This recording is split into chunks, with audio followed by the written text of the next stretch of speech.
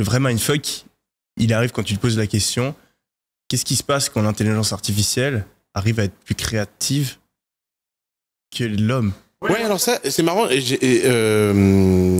Ma théorie là-dessus, c'est que ça changera rien à notre ego. Par exemple, tu vois, je génère des images sur Midjourney là pour LinkedIn, et je me suis fait mon propre algo de stabilisation pour générer des images toujours dans le même style. C'est pas moi l'artiste. Évidemment, l'ordi est beaucoup plus créatif que ce que jamais j'aurais imaginé. Quand je vois ce que j'ai en tête, quand je tape le prompt et le résultat, je veux dire, l'ordi me défonce niveau créativité. Et pourtant, j'ai vraiment l'impression d'être l'artiste de toutes ces œuvres.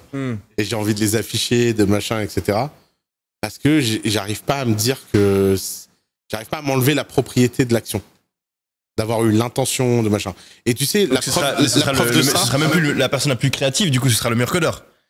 Non, même pas, parce que c'est plus... Tu pourras programmer la créativité. Ouais, mais ça va être la meilleure... c'est comme l'entrepreneuriat. Tu sais, un truc que tous les blaireaux disent tout le temps sur Elon Musk, c'est ouais, c'est pas lui qui les fait, les fusées. Pourtant, Elon Musk, il a l'air de vraiment... Et je comprends pourquoi il dit ça, parce que quand t'entends Elon Musk parler, t'as vraiment l'impression que c'est lui qui a mis le boulon.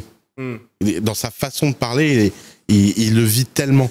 Et je pense qu'en fait, ça, c'est la réalité entrepreneuriale.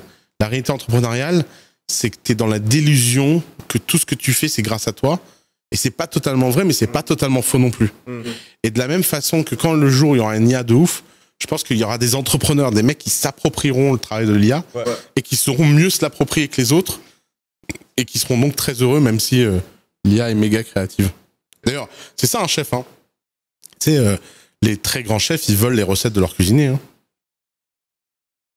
Dans le nombre, j'ai une histoire très drôle qu'un grand chef français m'avait raconté. Il était commis dans un restaurant 3 étoiles. Il démarrait et tout. Et un jour, un dimanche, il reste, il travaille toute la journée, il fait une recette de malade. Présente la recette au chef.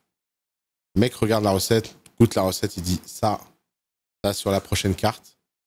Le mec est trop fier et tout. Et le chef le regarde, il fait, tu sais qu'il n'y aura pas ton nom, ce sera le mien. Et tout le monde, personne ne saura jamais que c'est toi qui as fait ça. Et lui, il répond, je m'en foutais complètement. Parce que je savais que j'allais ouvrir mon resto et faire mes recettes. Et tu vois, le fait qu'il n'ait pas eu d'ego à ce moment-là, et pas dit, ah non, bah tu mets pas la recette, bah ça a créé une amitié. Quand il a ouvert son resto, il a été aidé et tout. Mais c'est vrai que ce plat signature, c'est un plat signature. Quand tu dis ce plat, les gens te disent le nom de l'autre chef. Et personne n'imagine que c'était un commis qui l'avait fait. Ce vol permanent des idées, des œuvres, des machins, c'est un truc qui choque beaucoup le commun des mortels, notamment les gens qui sortent de l'école. Ah, faut pas copier, ah, machin.